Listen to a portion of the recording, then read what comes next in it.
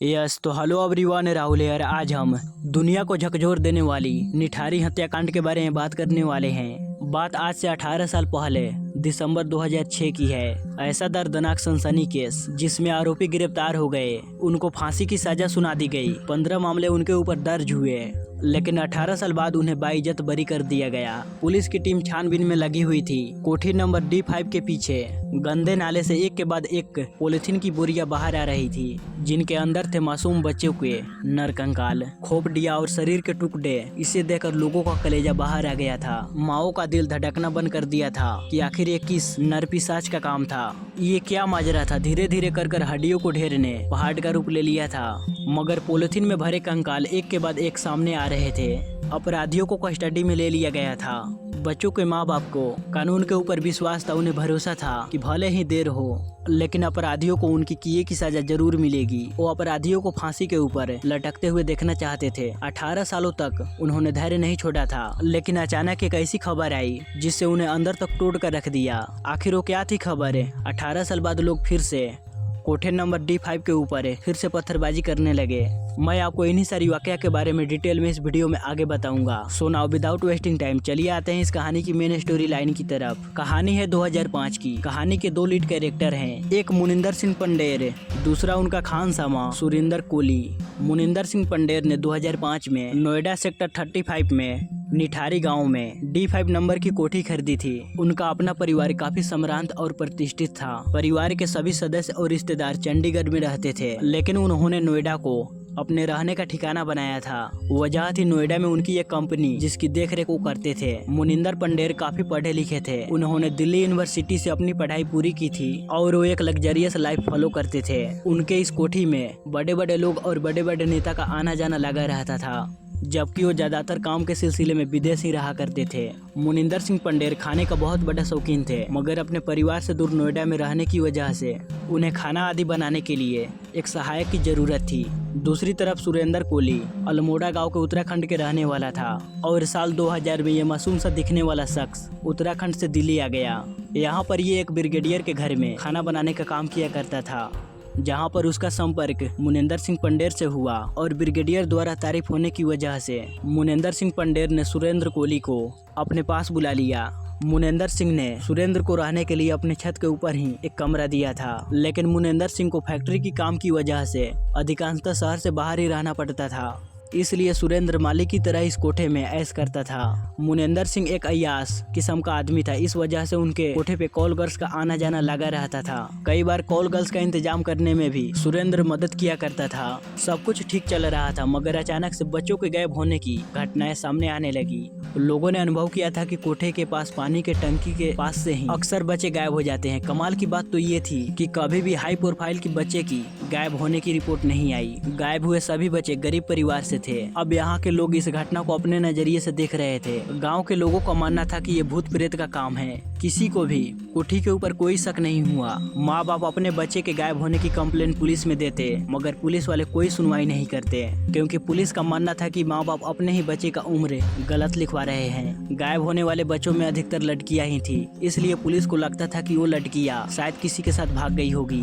वो खुद ही वापस चली आएगी, क्योंकि किशोरावस्था में गरीब लोगों की लड़कियों के साथ ऐसा होना आम बात थी। लेकिन लोगों का ध्यान कोठी नंबर D5 के ऊपर तब गया जब 29 दिसंबर 2005 को एक महिला जो घरों में चौका बर्तन का काम किया करती थी, काम की जरूरत की वजह से काम की बात करने के लिए गई। इसने मुनिंदर सिंह के कोठे पे पहले भी काम किया था, लेकिन प्रेगनेंसी की वजह से उसने ये काम छोड़ दी। मगर बच्चा होने के बाद ये फिर से उस कोठे पे ही काम करना चाहती थी, इसलिए वो इस लालच में कि काम वहाँ मिल जाएगी, वहाँ उस कोठे पे गई। लेकिन उस दिन से वो महिला कहीं भी दिखाई नहीं दी। उसका कोई आता पता नहीं चला। उसके जान पहचान और उसके परिवार वालों ने उसे बहुत ढूंढा, मगर वो उन्हें कहीं नहीं मिली। जब वो लोग पुलिस में कंप्लेन की, लेकिन पुलिस ने उनकी रिपोर्ट नहीं दर्ज की। उनके घर वालों को शक था कि वो कोठी से ही गायब हुई है। मगर इस मामले में नया मोड़ तब लिया जब 2006 में पायल नाम की लड़की गायब हो गई। ये खबर ऐसी थी जैसे मानो कि एक नया पिटारा खोल दिया हो, वो भी एक ऐसा पिटारा जो सबकी कल्पना से बिल्कुल परे था। रिक्शे वाले ने अपने गवाही में बताया कि पायल मेरे रिक्शे से इस कोठी के पास आई,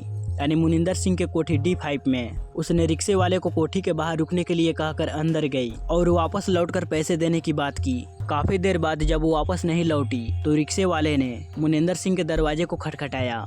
यानी कि कोठी नंबर D5 के दरवाजे को। वहाँ सुरेंद्र रिक्शे वाले को कहा कि पायल तो कब का जा चुकी है, जबकि रिक्शे वाला कोठी के सामने ही खड़ा था। उसने पायल को यहाँ से निकलते हुए नहीं देखा।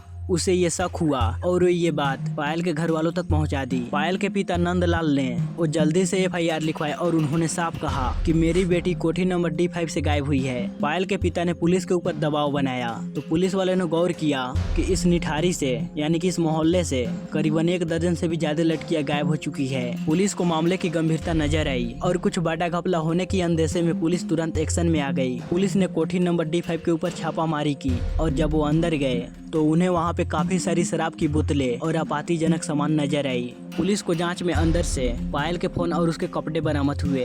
पुलिस ने उस नंबर की कॉल की डिटेल्स निकलवाई तो पुलिस को मालूम पड़ा कि मुंबई से लेकर और भी तमाम जगहों के नंबर मिले। जब इन नंबरों की जांच की गई तो मुनिंदर सिंह और कॉल गर्ल्स से जुड़े काफी सारे सुराग बाहर आ गए, लेकिन जांच में इसके सिवा कोई खास चीज नजर नहीं आ रही थी कि इन्हें गिरफ्तार कर लिया जाए। लेकिन अपराध अपना पता खुद देता है। उसके साथ ही लोकल लोग अंदर आ गए थे। कुछ लोगों ने नोटिस किया कि कोठी के बैक साइड में एक बड़ी ग्रिल लगी हुई है। उसके पीछे ठीक एक नाला बहता है। उस नाले में पॉलिथीन की काफी सारी बोरियां पड़ी हुई है। इस बारे में तुरंत पुलिस को खबर दी गई। पुलिस वाले नगर पालिका से इस नाले की सफाई करने के लिए बोला और उन बोरियों को निकलवाना शुरू किया। जब उन बोरियों को खोलकर जांच करवाई गई तो पुलिस वाले के भी पसीने छूट गए, क्योंकि बोरियों में बच्चे के नर कंकाल भरे पड़े थे। कुछ बोरियों में बच्चे की खोपड़ियां थी, कुछ में हड्डियां और बहुत सारे स्कूल बैग्स भी बरामद हुए। नाली में ये बोरियां बहुत दूर तक फैली थी और उनमें से हड्डियों को निकलने का सिलसिला खत्म ही नहीं हो रहा था। मामले की गंभीरता को देखते हुए पुलिस ने इसकी जाँच CBI को सौंप दी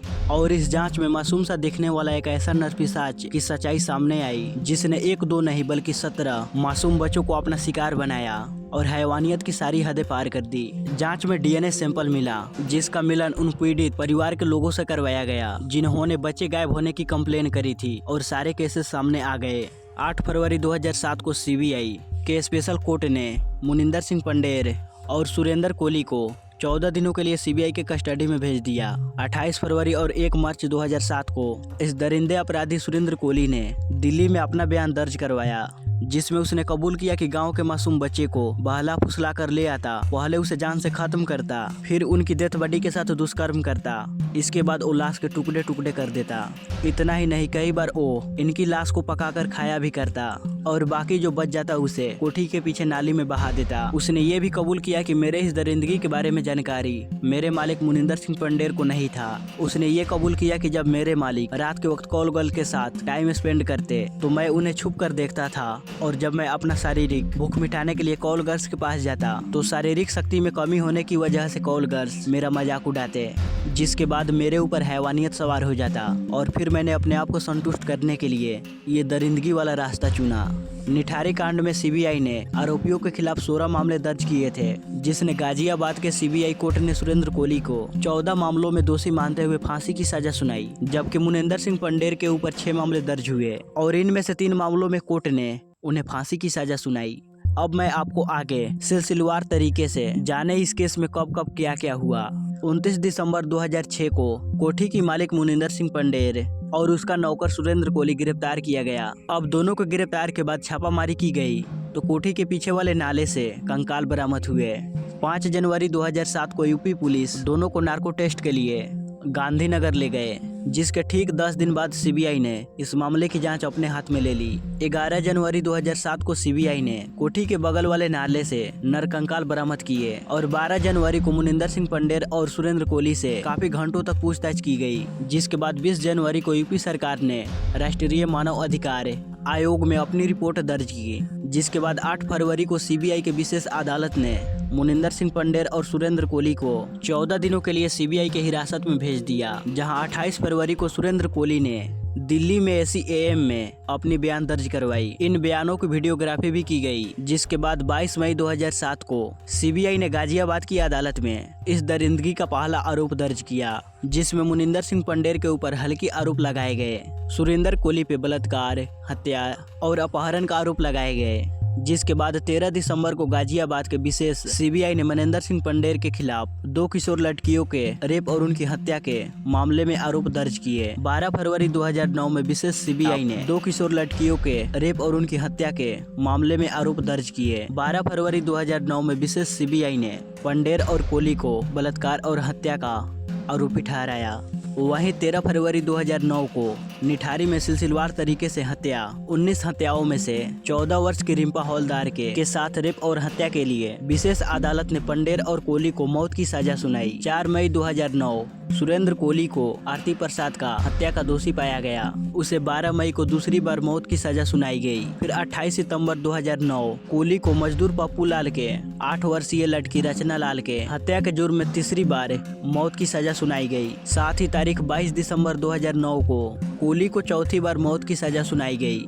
7 सितंबर को सुरेंद्र कोली की मौत की सजा को सुप्रीम कोर्ट ने उम्र कैद की सजा में बदल दी। 24 जुलाई 2014 को मुनिंदर सिंह पंडेर और सुरेंद्र कोली को 20 वर्षीय पिंकी सरकार की हत्या और बलात्कार के प्रयास में सीबीआई की अदालत ने इन्हें दोषी ठहराया। इस तरह सभी मामले में सुनवाई और फैसलों को चलते चलते 18 वर्ष का लंबा समय बीत गया। पीड़ित के परिवार वाले सब अपने दिल पे पत्थर रख इंसाफ का इंतजार कर रहे थे, लेकिन अचानक उनका धैर्य उस पल जवाब दे गया।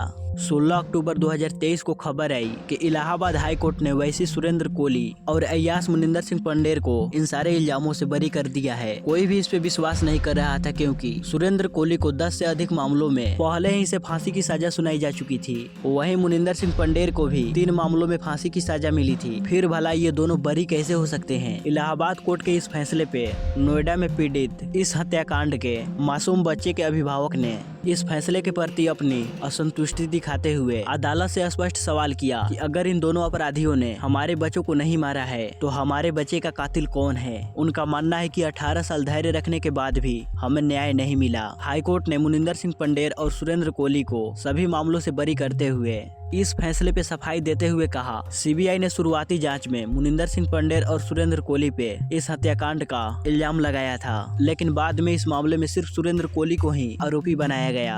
अदालत के मुताबिक केस से संबंधित सारे कंकाल नाले से मिले थे, जो निठारी में कोठी नंबर D5 और D6 के सीमा पर थे। साथ में इस कंकाल की एक भी बोरी मुनिंदर सिंह पंडेर के कोठे से नहीं मिली थी। सभी शवों के धड़ गायब थे और ये शक जताया गया कि ये मामला अंगों का तस्करी का भी हो सकता है, क्योंकि छोटे बच्चे का अंग प्रत्यारोपण की बहुत मांग रहती है। साथ ही शवों को जिस तरह से काटा गया था वो अनुभवी डॉक्टर ही वैसा काट सकता है। मुनिंदर सिंह पंडेर के कोठी D5 के सामने D6 में रहने वाले डॉक्टर अमित, जिन्हें मानव तस्करी के अवैध कारोबार के जुर्म में पकड़ा भी जा चुका था, उनका बयान इस मामले में पुलिस द्वारा लिया भी नहीं गया। साथ ही शवों को पोस्टमार्टम करने वाले डॉक्टर ने ये शक जताया था कि एक शव को सड़ने में 3 महीने का समय लगता है और पूरी तरह सड़ने में लगभग 3 साल का समय लग जाता है। अगर कुछ बच्चे 1 साल पहले गायब हुए थे तो उनकी हड्डियां क्यों मिल रहे हैं? आप लोग याद रखिएगा, इस केस में मुनिंदर सिंह पंडेर और सुरेंद्र कोली ने खुद लड़कियों के साथ दुष्कर्म और उनकी हत्या खुद कबूल किए थे। जांच में ये भी सामने आया कि 19 बच्चों और महिलाओं के साथ बलात्कार और उनकी हत्या की गई। इसके बाद शव के टुकड़े टुकड़े किए गए थे।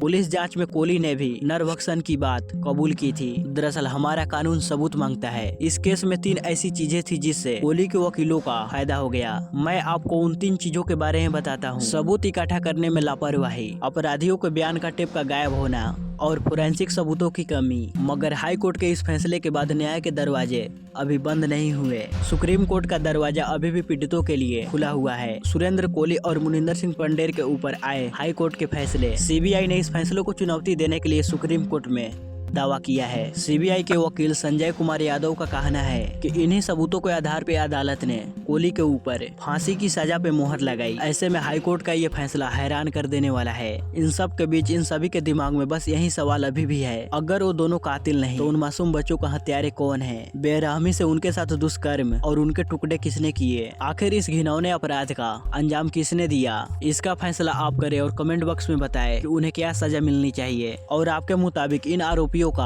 आरोप साबित हो जाता है तो इन्हें क्या सजा मिलनी चाहिए, भी कमेंट बॉक्स में जरूर कमेंट करें। अगर आपको ये मेरी मेहनत पसंद आई हो तो इस वीडियो को लाइक, शेयर और इस चैनल को जरूर सब्सक्राइब करें।